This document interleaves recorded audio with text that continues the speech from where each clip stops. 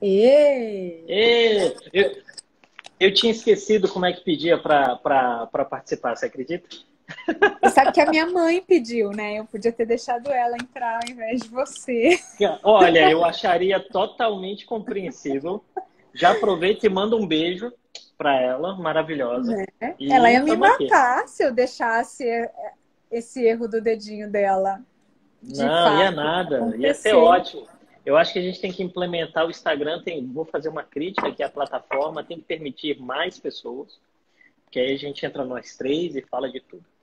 Eu também acho, mas você tá na Clubhouse já? Eu ia te perguntar isso. Então, recebi um convite aí, É, mas é aquela. Estou lá, estou. Sei usar? Não. Vou nada. aprender? Claro. Hoje um amigo falou, vamos criar uma sala. Eu falei, bora. Me diz o que eu tenho que fazer. Aí ele, ah, tá. É isso. Tô Mas lá, estamos tô. lá. Achei chato pra caramba. Achei. Vou me viciar? Vou. Não, é tipo, você que sempre reclamou dos áudios do Zap, agora tem uma rede que é só áudio. Hein? Tá, mas vamos lá, vamos ver o que acontece. Pois é. Então, Hum. pessoal, não me peçam convites, já usei os meus, mas se alguém quiser entrar lá e pedir para eu autorizar, autorizo, porque é só isso que eu sei fazer até agora na Clubhouse.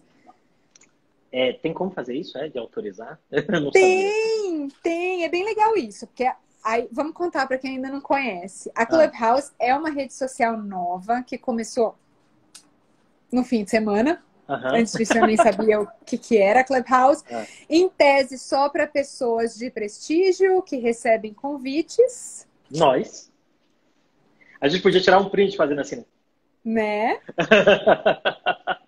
E aí, é uma rede de áudios que tem salas onde as pessoas entram e ficam batendo papo. Tudo que eu vi Hum, agora tá bem ligado ao empreendedorismo. Vamos fazer uma de política, acho que vale. eu acho que vale.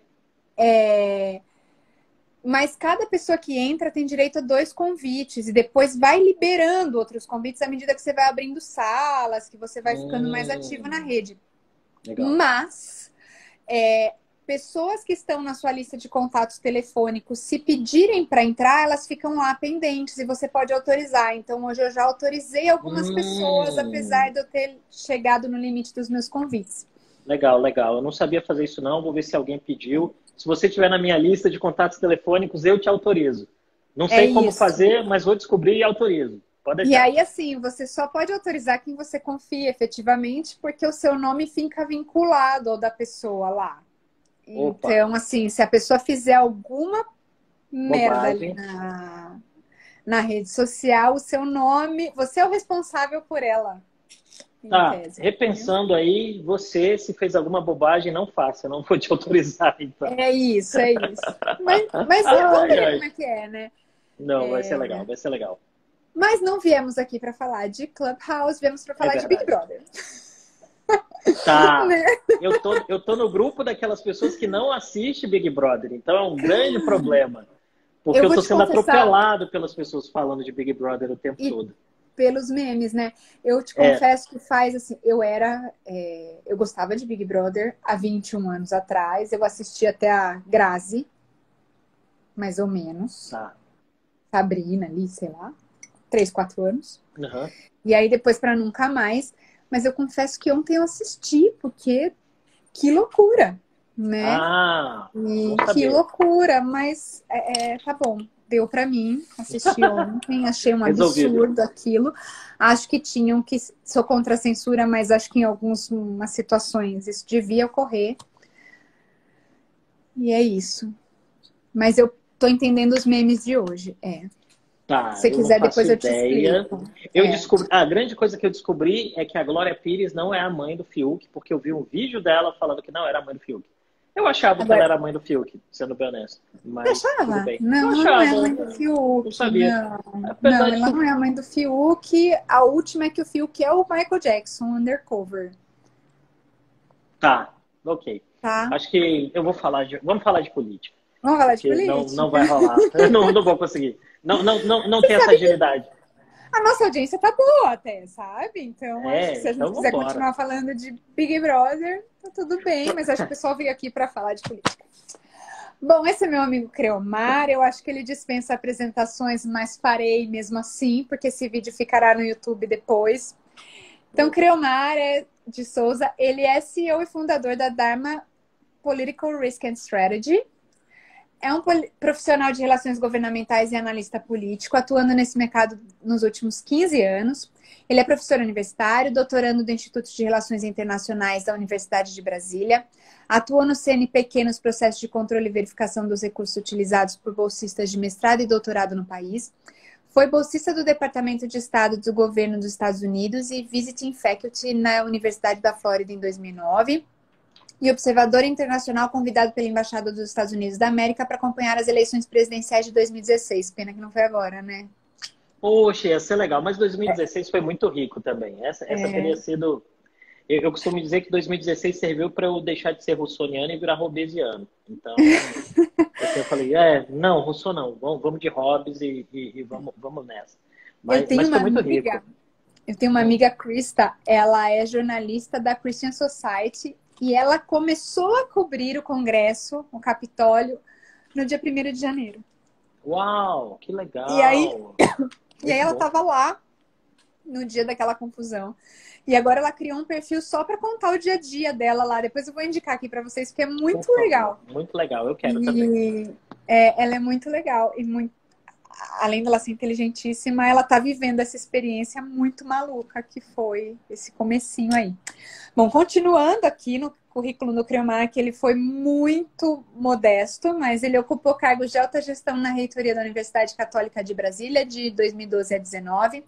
Foi diretor executivo do Instituto Cidadania Digital em 2019, um think tank da sociedade civil que dá suporte à Frente Parlamentar Mista da Economia e Cidadania Digital. Presta análises de conjuntura recorrentemente para estações de rádio, TV, jornais, embaixadas e empresas situadas no Brasil e no exterior.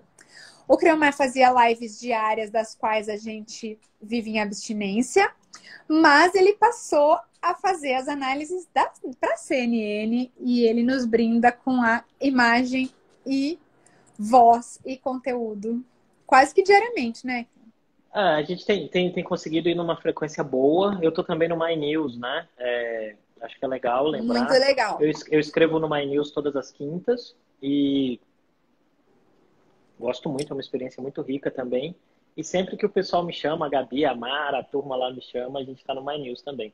São dois... Eu acho que é importante, né, a gente ter esse diálogo, esse espaço, né, Silvia?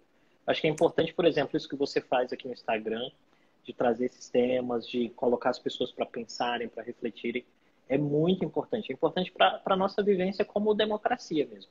E por isso que sempre que eu sou convidado, não que eu fique pressionando para ser convidado, fico sim, mas sempre que eu sou chamado, eu venho com muita alegria. Eu acho muito, muito importante isso. E o Creomar, ele tem uma coisa a favor dele que eu não tenho, é que ele pode se posicionar, né? Ele, além de ter conteúdo e de ter estudado muito mais do que eu, ele pode falar algumas coisas que eu não posso. Quando eu comecei, eu fiz uma enquete sobre a vacina outro dia, e aí por isso que eu liguei para o Creomar e falei, me ajuda a estrear a minha temporada de live esse ano. É porque muita gente me pediu para me posicionar em relação a Dória Bolsonaro. E eu sou lobista, eu transito no Congresso Nacional, eu falo com gregos e troianos, com democratas e republicanos, com PSOL, PSTU, IDEM, MDB e Novo, e não posso emitir opinião a não ser nas urnas. Então, temos amigos que fazem isso, né? A gente tenta, né? Eu acho que é uma grande vantagem, assim. Como nós, especificamente, a Dharma vem de análise de risco, né? Que significa dizer o quê? Nossos clientes nos procuram para entender conjuntura e cenário. E à medida que a gente tem que explicar o que é conjuntura e cenário, a gente acaba ajudando esses clientes a formarem a própria opinião.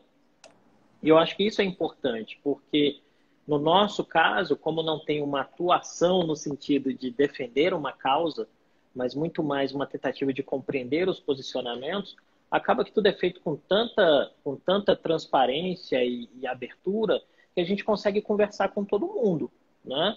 Mas é como eu disse hoje de manhã em uma reunião que a gente estava com um grupo de clientes nossos. Eu falo, olha, vocês me contratam para dizer verdades inconvenientes, né? Então, Eu estou aqui para dizer coisas que às vezes não te agradam, né? E acontece, faz parte do processo, porque a política na democracia também lidar com o contraditório, né? Às vezes você não gosta, às vezes tem sua posição. E aí, isso eu acho a parte mais divertida, Silvia, porque, por exemplo, a gente... Se você, por exemplo, está em um mecânico, o cara está consertando seu carro, você não tem opinião a dar, né? Tipo, aperta aqui primeiro, troca a correia e não a bateria. A gente não sabe, né? Vai dando as pitacadas e vai, né? Mas na política, a grande graça é que todo mundo pode falar sobre, né? Todo mundo tem seus argumentos e todo mundo tem suas questões emocionais sobre. O que eu acredito que a Dharma tem contribuído para o debate público e para o debate com os clientes, e eu tenho contribuído para o debate público e no diálogo com os clientes, é, em algumas vezes, tirar os clientes e as pessoas que estão lendo ou vendo o que eu falo do campo de conforto, sem ser grosseiro, sem usar nenhum tipo de atributo que seja pesado, desqualificador em alguém, mas dizendo, olha, já parou para pensar nisso, né? Que é, por exemplo, a gente falou sobre vacina, né? E eu tive a oportunidade de falar 2 vezes sobre vacina nos últimos dias. Uma no My News e outra numa reportagem do Meio. Eu até te mandei, eu acho. Que é isso, assim. A gente tem que entender que, para além de algumas posições, tem uma conjuntura que é maior e a gente tem que entender o que está acontecendo. E a verdade é, não tem vacina para todo mundo, o Brasil está atrás na fila. Se você gosta do Bolsonaro, se você não gosta do Bolsonaro, isso é uma questão individual sua. Você vai resolver em 2022 na urna, né? Mas, de fato, a gente perdeu algumas janelas de oportunidade. E isso tem um impacto de vidas humanas, tem um impacto econômico e tem um impacto político. E a gente tem que estar preparado para isso, né? Porque tem uma resultante muito clara. E as pessoas têm que entender que a gente se posicionar por um assunto, em torno de um assunto, não quer dizer que a gente está se posicionando em torno de um governo ou de uma ideologia. Isso, né? isso. São coisas totalmente separadas. Inclusive, Exato. como lobista, eu posso comentar temas e não pessoas. E aí... Mas a ideia é essa, né? Eu acho que falta isso em termos de Brasil, né? A gente tem que falar menos das pessoas, falar mais dos temas e falar mais das agendas, né? O que importa? O que importam são os temas e as agendas. As pessoas podem, inclusive, ser trocadas nos processos eleitorais, mas os temas e as agendas são urgentes e esses devem ser debatidos o tempo todo. É a grande diferença entre Estado e governo, né? O governo vai. O governo vai embora, o Estado fica aí. E no Brasil ele fica bem, fica pesado, né? Mas enfim. Arrastado, complicado. Vamos lá, eu vou ler alguns comentários já que eu recebi aqui. Primeiro, meu pai dizendo que prefere assistir Ratinho. Pai, ontem o Big Brother estava valendo a pena. E a Verônica, nossa querida Verônica, disse: assisti ontem também só para entender as brigas. Obrigada, tem alguém que me entende. E aí tinha um comentário aqui. O Léo Chamar disse: adoro sua presença no My News. Então, pessoal, corre lá para assistir o My News, que vale a pena. Então, vamos começar. Eu tinha combinado com o Creomar que eu não ia nem fazer roteiro dessa vez, porque tem tanta coisa pra gente falar e tudo mais. Mas fiz algumas perguntas aqui, mas vocês fiquem à vontade também, vocês que estão nos assistindo, para mandar perguntas para Creomar. A Bia, a Ana Bia, coloca que a parcimônia e a clareza do Creomar é ímpar. Verdade. Obrigado, querido. Obrigado, beijo. Aliás, a Bia também está tentando uma nova carreira de pintora, né? Cara, eu vi, ficou muito bom. Ficou muito bom. Bia. Ficou muito bom. Vou chamá-la para pintar minha casa. Nesses caminhos de arquitetura e design de interiores, você está arrebentando. Eu gostei das fotos. Só achei que o verde não foi muito apropriado para o dia, né? Palmeirenses que me perdoem, mas vamos falar de política. Eu não vou zoar o Palmeiras, não. Não precisa. Ok, vamos lá. Então, vamos lá. Eu dividi aqui em 3 partes. E aí eu vou pedir que quem mandar pergunta entenda que eu não vou passar um tema na frente do outro. Primeiro nós vamos falar de eleições no Congresso. Depois nós vamos falar de fim da Lava Jato. E depois nós vamos falar de 2022. Claro que a vacina está em tudo isso. A crise está em tudo isso. E vários outros temas que podem aparecer. Então, eu vou começar com uma pergunta do Fábio Ulloa. Fábio, adorei que você está aqui. Tô com saudade.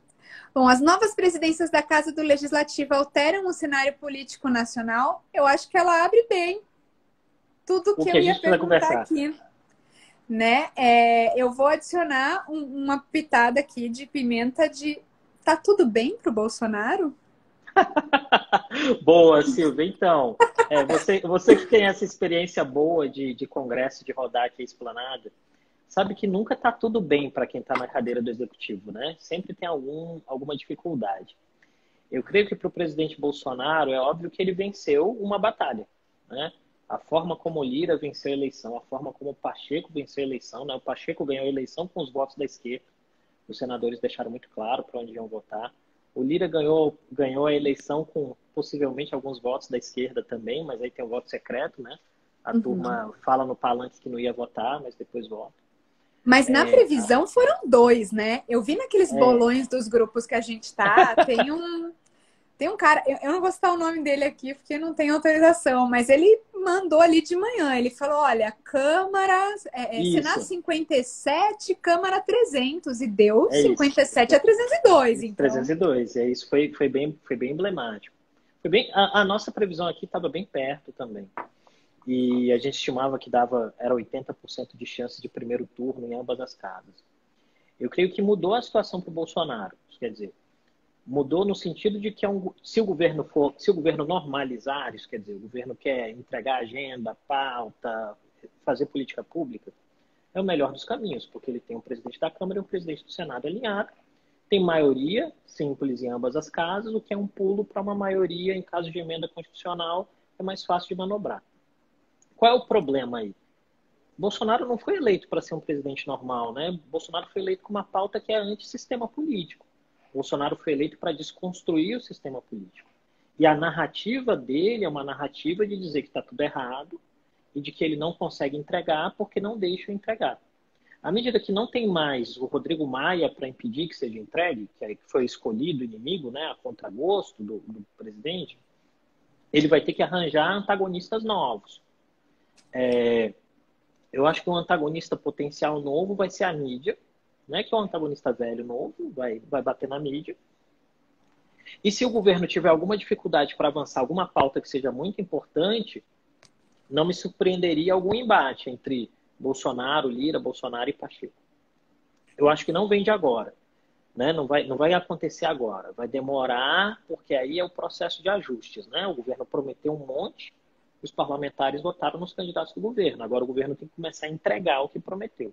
Se o governo entregar isso num ritmo que seja, estou entregando para ter aquilo que eu preciso, ele mantém essa relação mais ou menos estável. E aí vem duas lições, né? Por exemplo, pega o governo Dilma. A Dilma entregou muito, mas entregou tão rápido que os parlamentares no fim do dia estavam achando que era obrigação entregar. E aí, na hora que ela precisou, ninguém votou com ela, né? Votaram contra. E assim, e A aqui, gente não gente, é pode uma lei. esquecer que o Lira era aliado da Dilma Isso. E assim, e votou pelo impeachment dela. e vamos lembrar, e vamos ser bem tranquilos, tá? Eu não estou entrando na pauta aqui de que o impeachment foi golpe, o impeachment não foi golpe, a Dilma merecia o impeachment. Não é esse o ponto. O meu ponto sempre é: o executivo tem que saber dialogar com o legislativo, senão ele cai. Isso é uma verdade de Brasil. Tá? E impeachment é processo político, não é processo jurídico. Eu tenho isso registrado umas 45 lives seguidas que estão no YouTube lá. Você pode olhar, assim, é processo político, tá? É relação executivo-legislativo, porque é multifacetado. Qual é a possibilidade que o presidente Bolsonaro tem agora? Com essa liderança, melhora, né? O ponto é que à medida que melhora a estabilidade, aumenta a dependência. Então, Bolsonaro é dependente, né? Bolsonaro é dependente dessas forças políticas que o apoiam, para o bem e para o mal. Para o bem da estabilidade, para o mal Bolsonaro perde a oportunidade de construir agendas suas e torna-se refém de agendas dos outros, né? E isso traz uma alegoria que um amigo me disse certa vez, aqui na sala de reunião que eu tô, da Dharma, ele falou, cara, é a relação da sucuri apertando o cachorro, né? Para quem gosta de roça, já viu o Globo Rural, né? A sucuri está apertando o cachorro. O governo é o cachorro. A sucuri aperta e o governo é dependente da sucuri.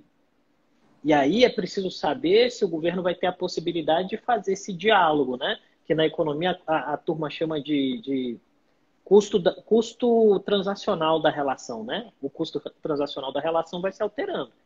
Então, o que a gente vai ver nos próximos meses? O governo vai, por exemplo, entregar ministérios para esse grupo? Tem que entregar, porque se não entregar, não ganha votação. E esse grupo, à medida que ganha ministérios, vai avançar as votações. Uhum. Esse cruzamento de pauta é o que vai fazer os próximos meses e é o que vai fazer o cenário ser bom ou ruim para o Bolsonaro. Lembrando que tem uma eleição em curso, e aí tem um grande dilema para o Bolsonaro. Ele vai ter que mudar o discurso, porque não vai... Assim, vamos lembrar, o Arthur Lira não é o Rodrigo Maia. Né? Então, se ele começar a bater demais no Lira, o Lira vai revidar. Né? O Maia tinha o Maia tem um temperamento ultrademocrático, né? Tipo, vou fazer uma carta de repúdio.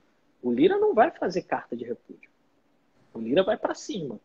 Né? Então, isso as pessoas que convivem com o Lira comentavam no dia da vitória. Teve gente, isso está nos jornais, né? A turma fazendo bolão dizendo quantos meses demora para o Lira enquadrar o Bolsonaro. Então, assim, é importante o Planalto entender isso e ter uma dinâmica que é nova. E essa dinâmica traz desafios. Eu acho que é isso, assim. Eu acho que o panorama não é nem tanto ao mar, nem tanto à terra. O governo vai ter que jogar o jogo todo dia. E além dos ministérios, que é claro que ele vai ter que dar, teve milhões em emendas. Sim, as emendas são outra parte do jogo. E aí tá tudo relacionado, inclusive, com essa pergunta aqui da Verô. Ela fala, o Bolsonaro deve alterar o seu discurso agora que tem que se render à velha política. Quer dizer, ele se rendeu em todas as formas, né? Ele acabou distribuindo emendas ali, principalmente na Câmara. No Senado, eu acho que a vitória não foi muito do Bolsonaro, ela foi mais do Davi Alcolumbre, né? No fim, Bolsonaro até se beneficiou. Mas ele distribuiu um monte de emenda. E até quando duram essas emendas também, né? Ou ele vai ficar refém desse modus operandi agora?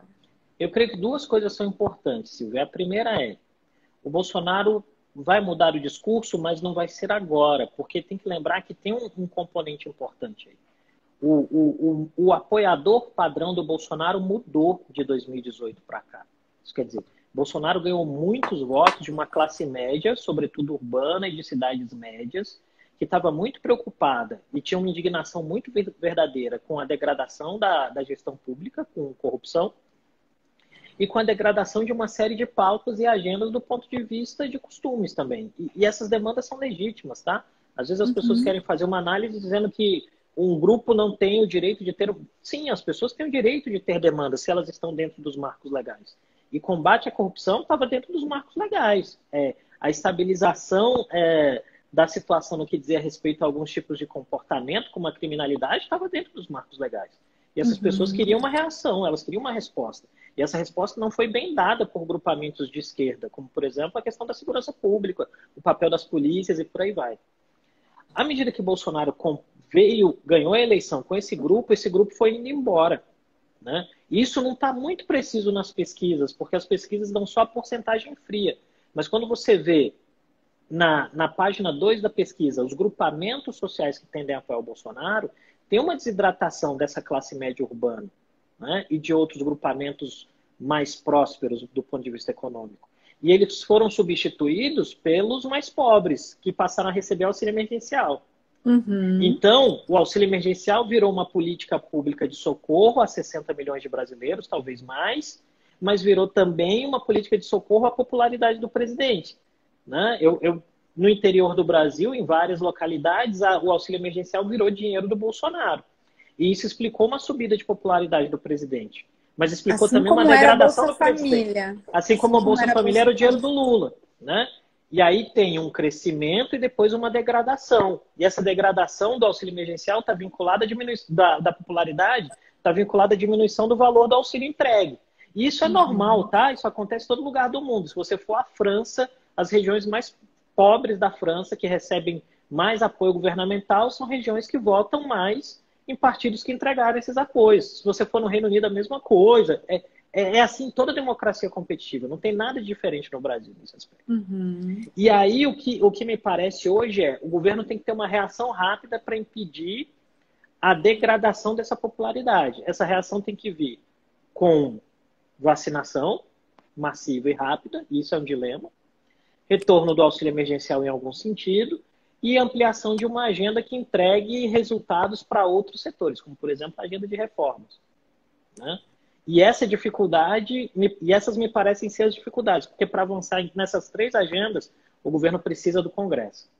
E aí volta naquele ponto lá das emendas, que você muito bem lembrou, dos cargos e de outras distribuições, e que talvez obriguem o Bolsonaro a, eu não diria mudar, pegando aí a conversa da Verô, eu não diria mudar a narrativa, porque talvez seja muito extremo, mas dá uma aliviada.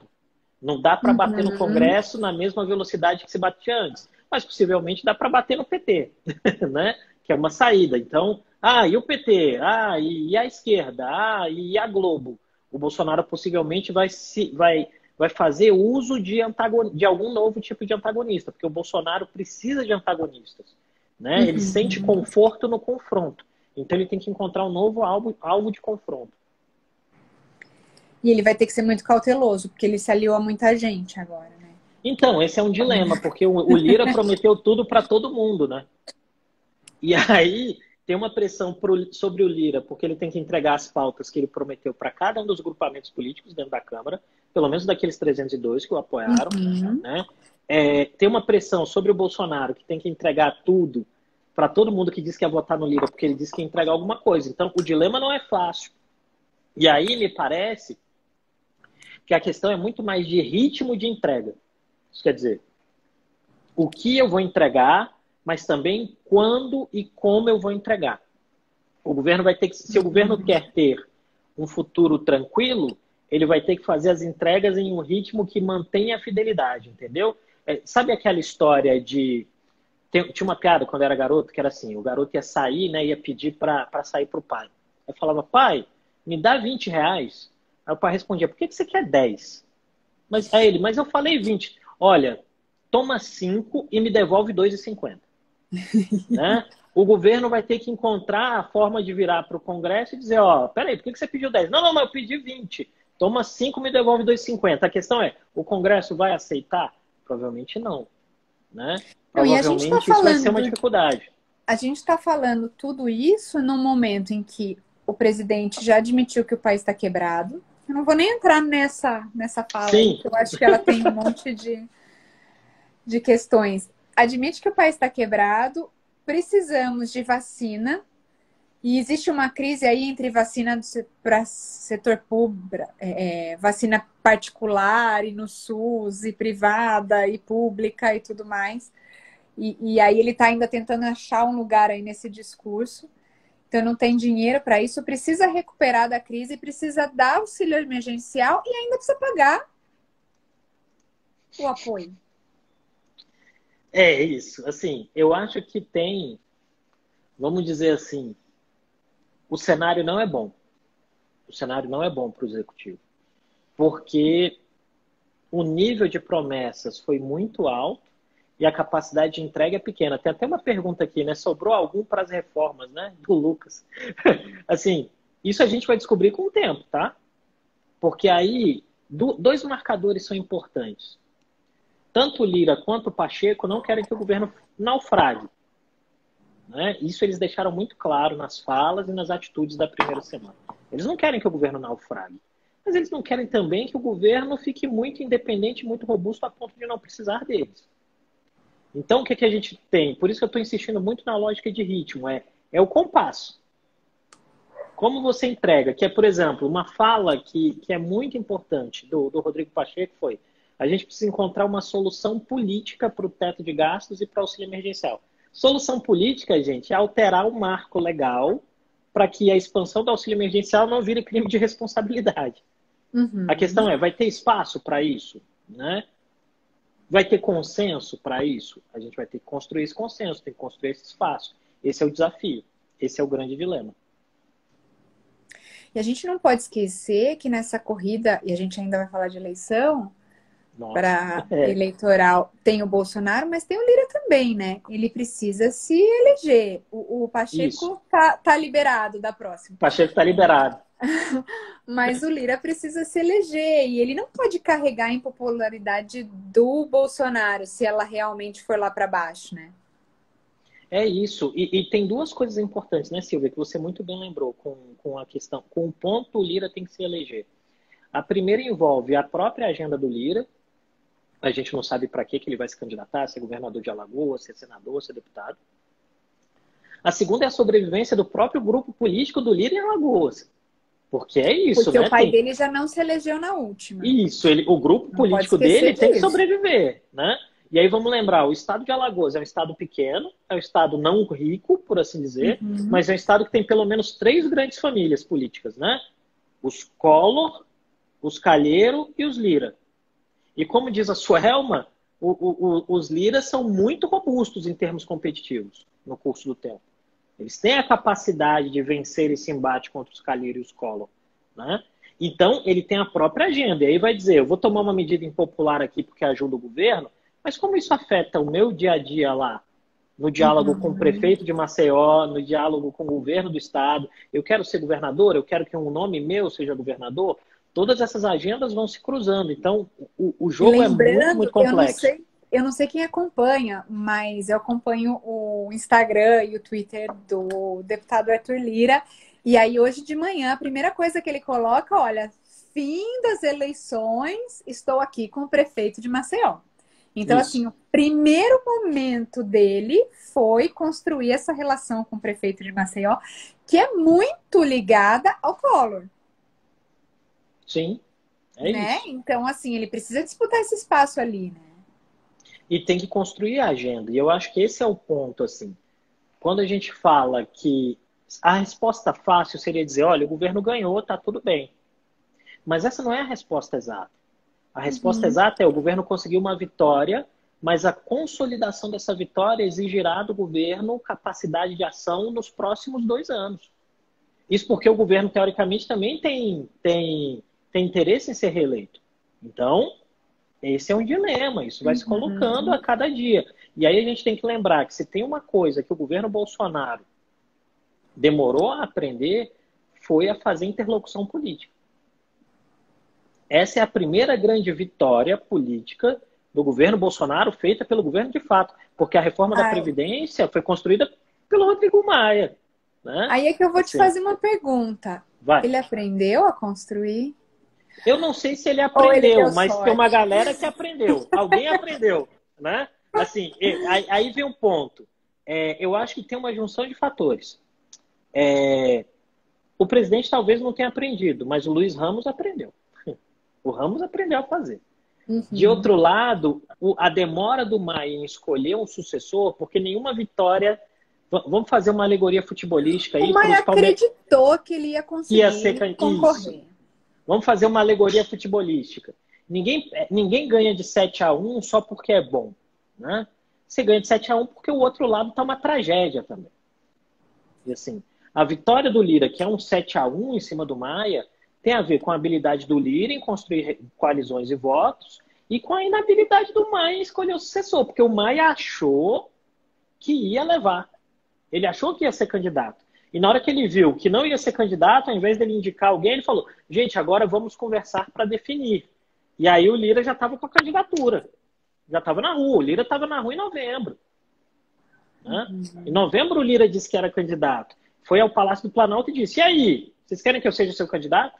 Eu vou te contar que eu fiz uma análise um pouco mais para trás. Eu não sei se você chegou a olhar isso. Eu tive a pachorra de avaliar a atividade legislativa do Lira, de quando ele entrou no Congresso até hoje. E se você for olhar 4 anos atrás, o Lira ele apresentou 12 proposituras. O ano passado ele apresentou 347, um número assim, não tenho de cabeça. De lá para cá ele não relatou nenhum projeto praticamente. Então, o que me chamou bastante atenção, porque normalmente o relator, ele é um cara muito bem articulado, ele é um cara que tem uma equipe que trabalha bastante, porque para quem não acompanha, relatar um projeto dá muito mais trabalho do que apresentar. Sim. Me chamou muita atenção esse fato dele apresentar mais de 300 projetos no último ano. Para mim, parece que ele estava em campanha desde o começo do ano. Ele estava mostrando serviço já, né? Sim. Então, assim, a campanha dele não começou ali em novembro. Começou em janeiro. Não, mas assim, o marcador, quando eu falo que ele começou em novembro, o marcador é o marcador oficial, né? Ele dizer, olha, eu tô com um carro na rua. Em novembro ele se anuncia candidato. Antes disso, ele tinha esperança de ser o candidato do Maia. Porque vamos lembrar que em 19, por exemplo, nos primeiros arroubos do Bolsonaro, o Lira bateu muito no Bolsonaro. Apesar de ter votado com o governo, e votou menos com o governo do que o Baleia Rossi. Porque o Lira é um político de ocupação de espaços, né? Ele é um político de embate, ele não tem problema com confronto. O ponto é que em algum momento ele entende que a lógica proposta pelo Maia é de tentar ser o próprio sucessor. Ele fala, cara, não vai ter espaço aqui para mim, eu tenho que ir para outro lugar. E aí ele começa a fazer um diálogo continuado, tem aquela ruptura do Centrão com o Barros, né? E ele vai lentamente fazendo dois movimentos, um de maior consolidação e proximidade com o governo e outro de desidratação do grupo do Maia, de convencendo as pessoas, né? E convencendo as pessoas de que o Maia não vai entregar nada para ninguém, que é uma candidatura de caciques. E isso cola muito nos deputados. Isso cola muito nos deputados. A ideia de que, olha, tá monopolizando, olha, é só o clubinho dos caciques, é só a turma de sempre. Isso dá muita aderência ao discurso e permite a ele, na hora que ele coloca o carro na rua em novembro, dizer, olha, eu sou candidato e ter uma aderência. E o cara viajou o país todo e conversou com todos os deputados que quiseram falar com ele. Isso é importante dizer. Fez uma campanha para dentro da casa. Enquanto que ainda o Maia... no momento que a casa estava fechada. Sim, e no momento em que o Maia e o Rossi ficaram muito naquele discurso de que democracia, não sei o quê, nananana, e não atendiam um deputado quando o cara ligava. Então, isso gera uma dificuldade, né? Vamos falar mais ainda disso. Cremar, acho que a gente vai ter que marcar a parte 2, tá? Porque a Bora. gente não chegou nem na metade e... Quando? Quando a parte 2? Vamos fazer. Quinta? Ai, meu Deus, quinta eu acho que eu não consigo. Mas a gente dá um jeito. Não, depois eu acerto aqui com o Cremar e aviso todo mundo. Porque semana que vem é carnaval, né? Não tem, mas tem, né? É isso. Mas a gente dá um jeito. Não esquenta, não. A gente dá um jeito. Não, a gente faz a parte 2 se não der aqui. Vou ler algumas perguntas aqui para depois voltar para as minhas. O Fabriano Rest coloca: Mestre Cromar, alguns analistas dizem que a vitória do Centrão, a meu ver o real vencedor, trazem imprevisibilidade para a agenda do país. Até que ponto isso é verdadeiro? Naquela coisa do Centrão vai para lá e vai para cá, né? E o Felipe Marinho, ele coloca: como fica a presença dos militares no governo depois do acordo com o Centrão? Tem tantos aspectos isso, né, Cromar? Tem muitos. Assim, falando da primeira pergunta, eu creio que a previsibilidade do avanço da agenda está muito vinculada a essa relação do que importa ou não. Por exemplo, quanta pressão o governo vai colocar em termos de recursos, por exemplo, para que a pauta de costumes avance. Se o governo colocar muitos recursos de atenção, de poder, relacionais, dinheiro, a pauta de costumes avança. Agora, se o governo gastar o que tem na pauta econômica, a pauta econômica avança mais. Né? E isso é natural. Em todas as democracias, o cara vai lá e põe na banca para forçar uma negociação. Né? Então, acho que esse é um ponto. No que diz respeito à presença dos militares, eu vejo que tem aí um embate dentro do governo Bolsonaro. A gente pode dizer que hoje o governo Bolsonaro tem 3 grandes grupos. Né? Tem os militares, tem o grupo familiar, que é ideológico, e tem o Centrão que está chegando. E essa turma está disputando espaço por influência sobre o presidente e cargos dentro do governo. A gente tem nitidamente que várias pastas que são ocupadas por militares, e a gente tem algumas dezenas de milhares de militares em cargos de confiança hoje, elas são desejadas pelo Centrão. A questão é saber como esse embate fica. Então, por exemplo, se nós tivermos uma mudança no Ministério da Saúde, e possivelmente nós teremos em algum momento, sai Pazuello e vem, sei lá, Ricardo Barros. Vou dar um nome aleatório. Ricardo Barros. Né? Sai Pazuello, entra Ricardo Barros. Né? Me arrepia aqui. Nada entra com Ricardo Barros. Mas entra Ricardo Barros, você vai ter que Por exemplo, o Pazuello levou o time dele, que o ajudou a fazer a Operação Acolhida, que foi uma operação muito bem sucedida, ele colocou todo mundo em várias secretarias do Ministério. Se o Pazuello sai, essa turma sai. E aí vem uma mudança em efeito cascata de nomeações. Então você pode ter um encolhimento dos militares nessas pastas, tá? Eu acho que tudo vai ser decidido nesse embate dentro das correntes. E nós já vimos momentos. No início do governo, os militares eram muito fortes. Em fins de 19, os militares perderam muita força e esse grupamento ideológico ganhou força, né? E em 2020 nós vimos que esse grupamento ideológico foi perdendo força e aí os militares ressurgiram, né? Com força, com capacidade de ação e de atuação e foram se tornando entidades caracteristicamente mais fortes dentro da lógica do governo. E não por acaso o Ramos é um dos grandes arquitetos de estabilidade do governo Bolsonaro. Então, o que a gente precisa saber é como isso fica nos próximos meses, né? E nesse aspecto eu vejo que há uma tendência de perda de espaço, porque o presidente nitidamente não vai tirar espaço daquele grupamento ideológico, né? Que é inclusive menor do que os militares em termos de comparação. E você vê alguma disputa ideológica nessa questão? Porque claramente o espaço físico para cargos ele É limitado. é limitado, mas e a questão ideológica? Como é que fica o exército, a ala militar do governo, vendo o Bolsonaro fazer alianças que ele jurou que não faria?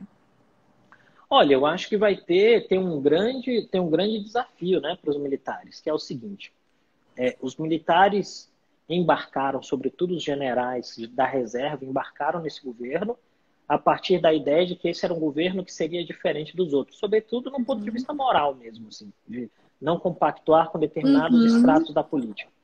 Isso se mostrou impossível. E não é... Se mostrou impossível do ponto de vista prático, não dá para governar sem um Congresso. O governo todo mundo sabia, todo mundo que acompanha sabia no D0 isso. Eu acho que na nossa live do ano passado a gente falou isso. Todo mundo sabia que não dava para governar sem um Congresso. Mas tinha gente no núcleo de tomada de decisão do governo que acreditava que dava para governar sem um Congresso, né? E aí o governo foi tentando estratégias diferentes, né? Vamos lembrar da explosão do número de frentes parlamentares no início da legislatura, Silvia. Mais de 100 frentes. Foi de 20 para 100, depois de 100 para 300 e lá vai cacetada. A gente adora uma frente parlamentar aqui, eu quero deixar bem claro. Não tenho nada contra a frente parlamentar.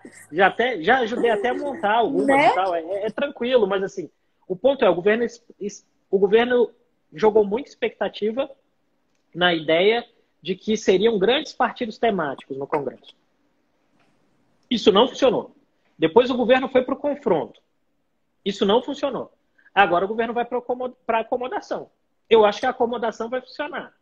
A questão é se o governo tem paciência para trabalhar em acomodação, né? E de outro lado, fôlego é um negócio complicado. Vai precisar de muita energia, né? Para voltar, para aguentar isso. Então, esse é um ponto. Tem acomodação, Gente, eu só fazer um parêntese, a luz aqui tinha acabado e voltou agora, tá? Ficou bom agora. Mas melhorou. Eu fiquei assustado, assim, falei, pô, acabou a luz. Não, eu achei que você foi tão blasé, você continuou falando. A gente se acostuma, né? A gente se acostuma. Mas eu confesso que eu dei uma usadinha aqui no WhatsApp e acionei a Raquel para me ajudar, ela conseguiu resolver. Então, assim, tem que ter fôlego, né? E a gente não sabe se vai ter. Esse é um ponto. A variável é fôlego, paciência e resiliência. São as 3 variáveis. Fôlego para ter os recursos a entregar, paciência para aguentar o fato de que algumas vezes não funciona do jeito que você quer e resistência para aguentar o assédio. Porque o assédio virá de todos os lados. Então, acho que esse é o ponto aí. E nesse embate, você tem um componente ideológico de convicções sobre o país. Por exemplo, a gestão do Pazuello gerou um passivo relacional que as Forças Armadas vão ter que pagar no tempo. E ninguém colocou... E aí, eu acho que é importante dizer isso. Você não coloca um cara que é um dos melhores especialistas de logística do Exército, fez um baita trabalho na Operação Acolhida, ninguém colocou pensando vai dar errado. Porque ninguém Claro, sem consciência claro. faz isso, gente. O cara pega e coloca, eu vou colocar e vai dar certo. O problema era de estratégia macro. Eu acho Você importante troca o ministro também, no meio da tempestade. Você não pode fazer isso. eu acho importante também a gente levar em consideração que estamos vivendo uma situação nunca antes vivida, Sim, é um né? desafio enorme. Não tem ninguém que tenha a receita do bolo para isso. É claro que a gente sabe que várias pataquadas foram feitas, a gente vai falar ainda de agenda externa, de política externa e essa questão da vacina, mas assim, ninguém sabe como fazer. Então, Sim, sim, sim. tá todo mundo errando tentando acertar, né? Agora, e aí vem um grande ponto. Me parece que o grande equívoco do governo em termos de pandemia, porque a pandemia é uma variável que perpassa todos os temas, né? Faltou ao governo um olhar geopolítico, feliz do ponto de vista geopolítico, que é entender algumas verdades. Eu me lembro que logo no início da pandemia, a Suelma me mandou um livro, ou eu mandei para ela, não, ela me mandou, que era assim, o livro analisava as cadeias globais de suprimento de insumos médicos em caso de uma pandemia. Aquele negócio assim que o cara escreveu, provavelmente estava parado num instante e de repente ele falou, cara, tem esse livro. E ele dava os mapas de quem produzia mais o quê. Né? Uhum. E possivelmente gente em Berlim, em Washington, em Londres, leu esse troço. Porque aí, à medida que ele leu esse troço, ele vai errar menos. E nós entramos numa conjuntura, a conjuntura da pandemia não é sobre quem acerta mais, é sobre quem erra menos. Né? Resolução de crise é errar menos. É admitir o problema, admitir que você não tem todas as respostas, e a partir daí você ir buscando resposta e gente que pensa diferente de você. E o governo optou por uma estratégia de ir aos iguais. Se você está entre iguais, ninguém vai dizer que você está fazendo errado. Uhum. Né? Ninguém vai dizer, tá errado. Não, todo mundo vai dizer, não, tá certo, vai dar certo uma hora. E o governo foi insistindo em ouvir só os iguais. E isso ficou muito claro à medida que os diferentes foram sendo tirados do caminho. Né? E, óbvio, na relação entre presidente e ministro, o demissível é o ministro, não é o presidente. Então, o ministro falha em convencer o presidente de que aquilo é importante e o presidente manda o ministro embora.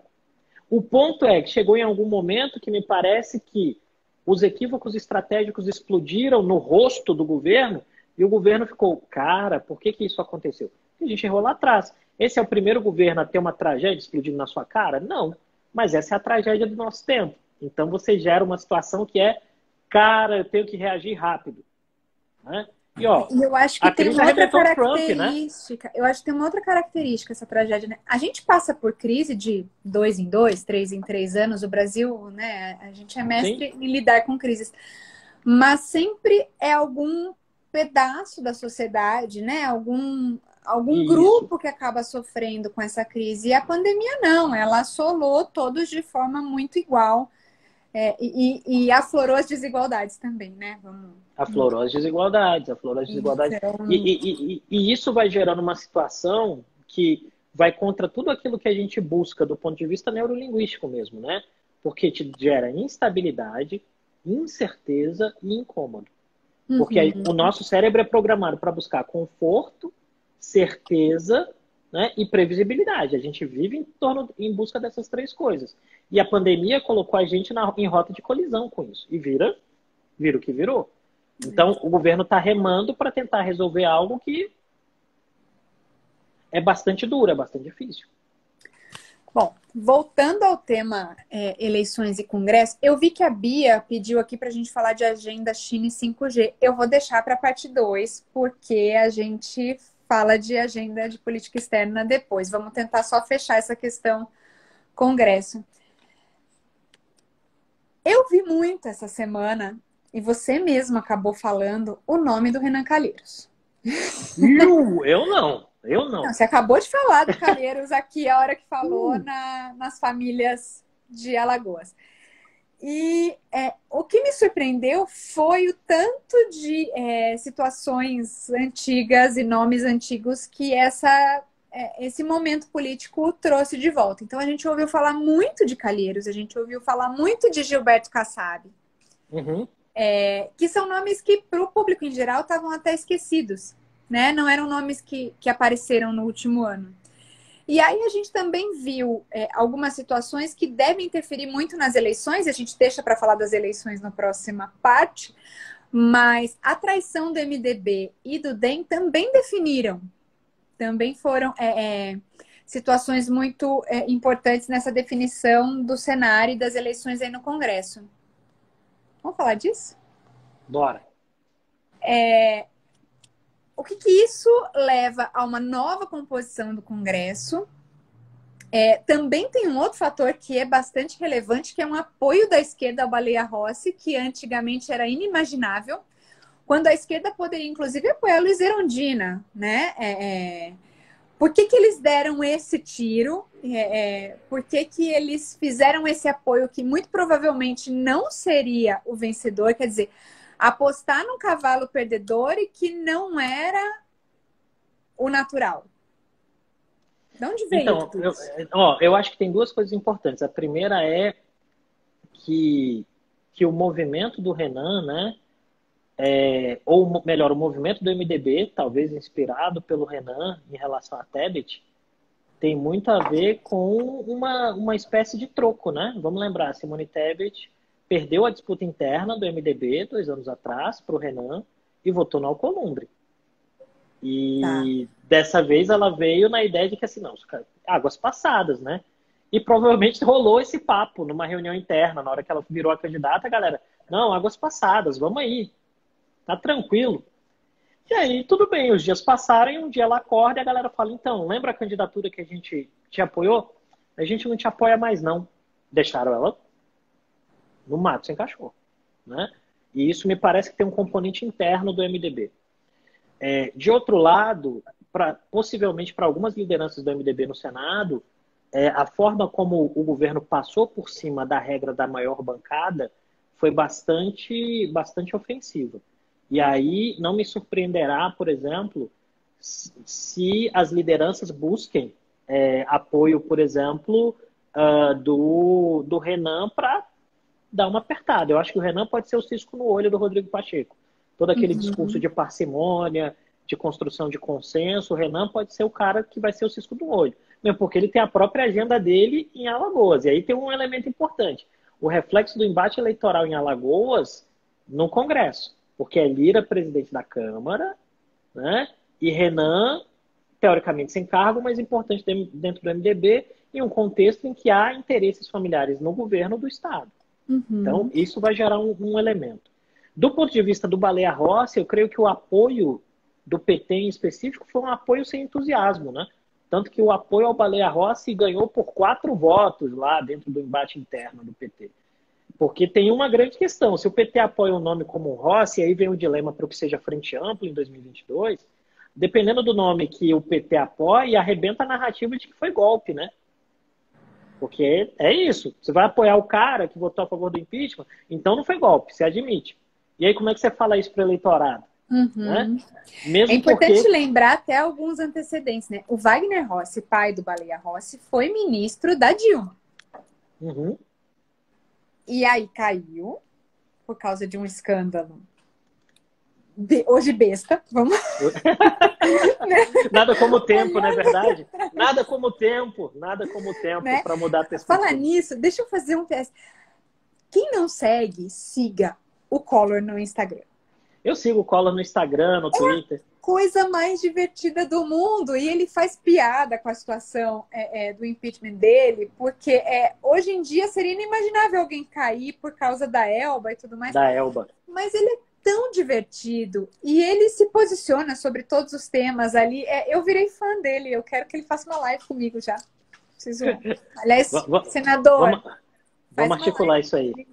Vamos articular. Ele é divertidíssimo. Mas é isso. Mas olhando, o Wagner Rossi caiu por causa de um voo de jatinho e para casa, uma carona de jatinho. Mas ele era ministro da Dilma. E aí o Baleia Rossi, filho dele, votou a favor do impeachment e agora o PT apoia ele.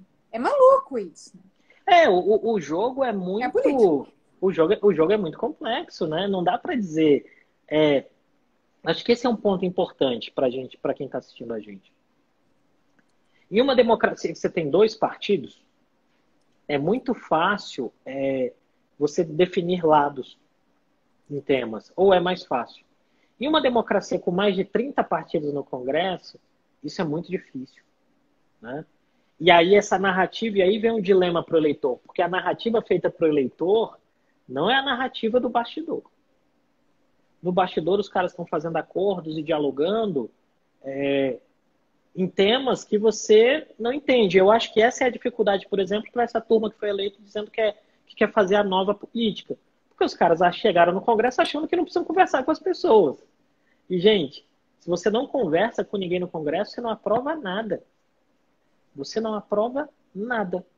Assim, fica lá o seu grupo, sua bancada e não resolve nada. Eu sempre digo que a renovação no Congresso ela é super importante, mas ela nunca pode ser de mais de 50%, porque as pessoas chegam lá e têm que aprender a fazer. Né? Então, assim, se elas levarem 1, 2 anos para aprenderem a fazer, nada acontece nesse meio tempo. E política é a arte da conversa também, né? É a mesma coisa que a gente falou. Se o executivo não conversar com o Congresso, nada sai. Se ele travar um embate com o judiciário, a gente está vendo também o que pode acontecer. É isso. Sobre esse aspecto do pluripartidarismo brasileiro, tem um comentário aqui do Luiz Sérgio, ele diz: esse regime de presidencialismo de coalizão com 33 partidos políticos é um verdadeiro manicômio político que leva o país a ser ingovernável e não funciona. Temos que fazer a reforma política já, inclusive. Eu queria convidar um pouco para reflexão, mas a gente vai falar disso em política externa na próxima. O bipartidarismo também está em xeque. Tá, totalmente. A gente viu, o que a gente viu acontecer nos Estados Unidos é surreal. Tá totalmente em xeque. Qual que é a receita? Eu acho que não tem receita, não. A receita é participação. Mas é participação feita à base de parcimônia e diálogo. As pessoas estão confundindo, talvez turbinadas pelas redes sociais, as pessoas estão confundindo falar alto com diálogo. Falar mais alto não é o que faz ganhar o embate, né? Ou melhor, falar alto pode até te fazer ganhar o embate, mas falar alto não resolve os dilemas, os problemas de governo. Acho que esse é o principal ponto aqui. Eu sempre gosto muito de usar o exemplo do prefeito de Belo Horizonte, que é o Alexandre Calil, que foi eleito nesse diálogo de nova política, mas muito rapidamente aprendeu que diálogo é conversa. Que política é diálogo, melhor dizendo. E o cara fez um governo bom, porque ele foi eleito com mais de 70% dos votos. E assim, e qual é a lição? Uma vez que você tem mandato, você tem que entregar a política pública. Qualquer político ou pretendente a político que esteja nos assistindo ou que vai nos assistir, entenda. Só tem sobrevida eleitoral quem entrega a política pública. Se você não entrega nada, você não tem sobrevida eleitoral. É um dado. Assim, não sou eu, é você parametrizar tudo que é democracia, seja ela de alta, média ou baixa qualidade. Se você não entrega nada, você não tem voto em algum momento, as pessoas se cansam. Olha, comentários aqui. Vamos esticar 10 minutos e paramos? Vai aí. Eu tenho uma reunião 2h30, mas vamos embora. Não, eu liberei para o Otávio subir 2h15, então ou a gente bota ele aqui fazendo a live junto. Oxe, põe ele aí. Você não sabe. Os nossos bate-papos até rolam, mas a live não vai rolar. Eu apoio. Bom, o Luiz Sérgio ele colocou ainda mudança para parlamentarismo com modelo político e não esse tipo de governo paleozoico que o Brasil pratica sem resultados. Vou te deixar passar essa, tá? A Bia colocou aqui o custo da bolha ideológica. E o Rossi Barros colocou, não é mais fácil pagar um mensalão.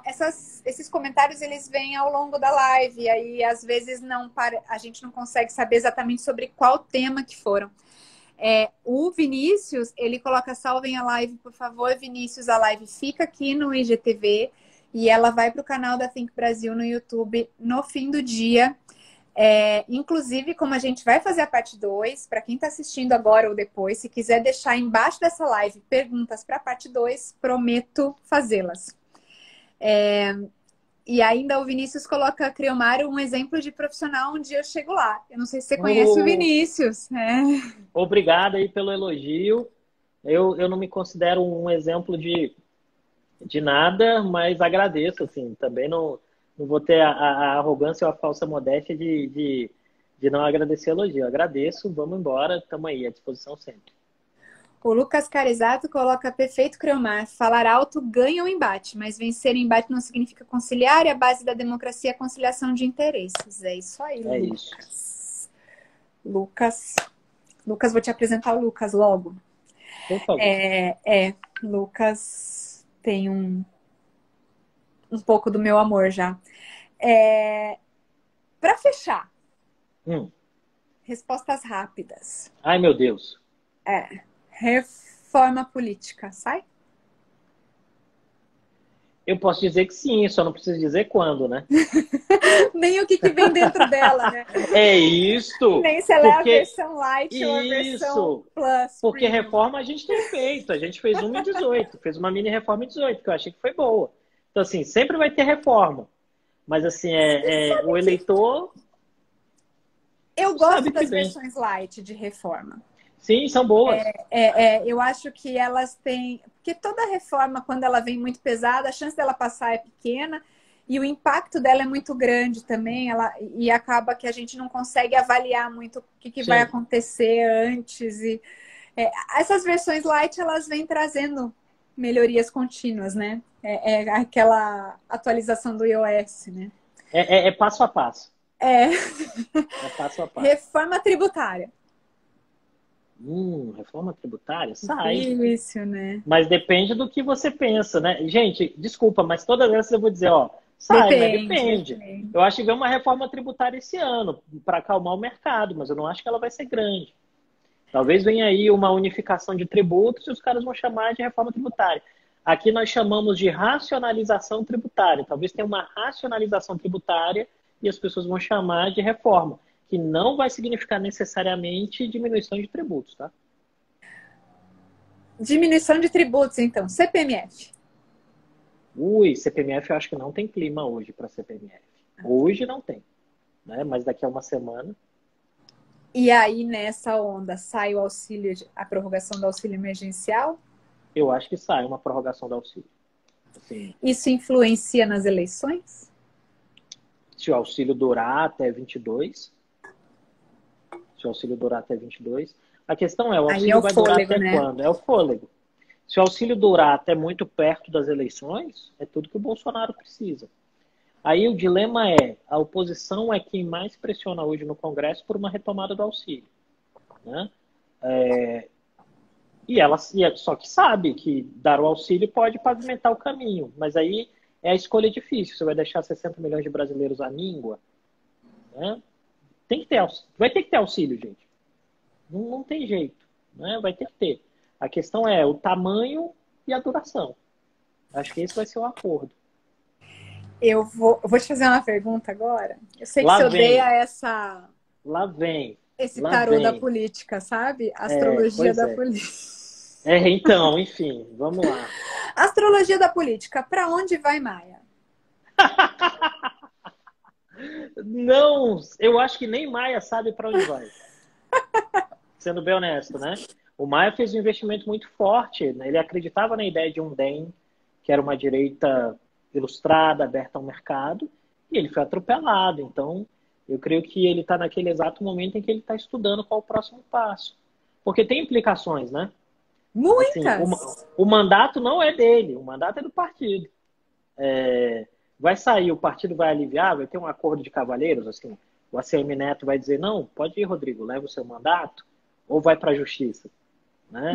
Aí vem, é legenda nova? De repente é uma legenda nova, se costura uma legenda nova e aí migra sem problema. É para uma legenda que já existe? Eu acho que esse é o grande ponto aí, né? Sem querer entrar. Ele leva o Luciano Huck? Fica para a parte 2. Eu acho que a derrota do Maia traumatizou o Huck, viu? Eu acho que traumatizou. Eu vou te falar, eu não sei se traumatizou, aqui é a minha astrologia, ou se foi escaldou. Oportuna. Não, é porque agora tem o Domingão do Faustão, né? Tem isso também, né? Assim, eu acho que o ponto é o seguinte, você tem uma lógica de que, imagina, o cara tá ali pensando, o nome dele aparece nas pesquisas, ele não é político. Ele tem interlocução com uma liderança política que diz, olha, que, de certa maneira, é uma blindagem para ele, caso ele possa se comprometer. Aí essa liderança política que está se colocando num papel de blindagem é atropelada pelo próprio partido, o cara vai dizer, eu não vou me meter nisso. Porque eu acho que esse é o grande dilema hoje, né? Quando a gente fala dessa política que é aderente às celebridades, né? As pessoas que têm grande trânsito nas redes sociais, o dilema é, o cara vai sair do campo de conforto dele para ter perda econômica, para ter perda relacional, para tomar pancada todo dia, é uma exigência muito difícil. Assim, é algo muito difícil de se exigir de uma pessoa. Porque você está literalmente pedindo para a pessoa pular numa cova de leões. O que eu achei E o mais sistema político é muito interessante, complicado. hoje os jornais, eles comentam essa situação toda, né? Tem uma entrevista do Maia bem interessante no Valor. Sim. E aí, o que se falava da possibilidade do Luciano Huck se filiar ao DEM e ser o candidato do DEM, hoje já se fala que o Bolsonaro pode ser o candidato do DEM. O que era inimaginável até uma semana atrás. E tem um ponto interessante aí, se você me permite, Silvia, que é o papel da Bahia na conjuntura. O Neto, o ACM Neto, que foi prefeito de Salvador, foi um prefeito muito bem sucedido, diga-se de passagem. É importante dizer isso. Ele sabe que não ganha a eleição para o governo de Salvador, para o governo da Bahia, sem apoio do Planalto. Porque quando você olha o mapa de distribuição de votos nos municípios baianos, o mapa é todo vermelho, porque o PT tem feito um bom trabalho. Né? A única macro-região que não vota majoritariamente no Partido dos Trabalhadores é a macro-região de Luiz Eduardo Magalhães. Né? Porque tá lá o negócio, a turma do agro, não sei o quê. Mas não é o suficiente para ganhar no Estado. Então, ele precisa dessa articulação, ele precisa dessa proximidade com o Lira, ele precisa de proximidade com o Planalto para ser competitivo no governo do Estado. E não tem garantia de vitória. Então, tem um jogo de eleições dos estados também nesse processo todo, que em algum sentido mostra também uma perda de espaço e de protagonismo do Maia no cenário político do Rio. Né? Então, esse jogo foi colocando os tijolos na parede e o mosaico desenhado não era um mosaico de interesse para as lideranças do DEM. Eles falaram, olha, não, eu vou por aqui. Né? Eu tenho a minha própria agenda. Então, isso estava anunciado. Né? A rebeldia dos deputados do DEM baiano já era algo anunciado. E estava ali presente. E o Rodrigo Maia não conseguiu refrear. Então, eu acho que isso é interessantíssimo. Bom, 2:09. Pessoal, eu vou achar um espacinho na agenda do Creomar e convencê-lo a fazer essa parte 2, porque a gente não falou nem metade do que tinha aqui. E eu ficaria horas. É claro que depois eu fico horas no privado, mas eu adoro dividir com vocês as minhas conversas. Legal. Com o Creomar. Então, Creu, obrigada. Um beijo enorme. Obrigado, querida. Um beijão. Tava com saudades. Eu Pessoal, também. muito obrigada.